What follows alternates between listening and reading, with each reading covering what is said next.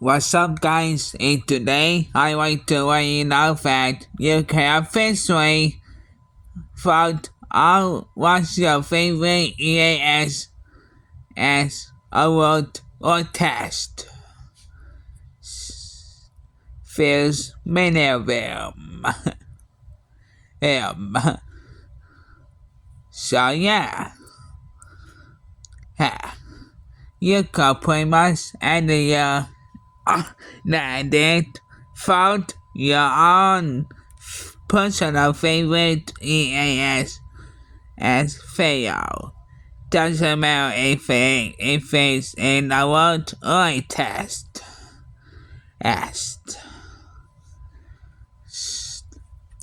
Alright guys, it will be it. Bye!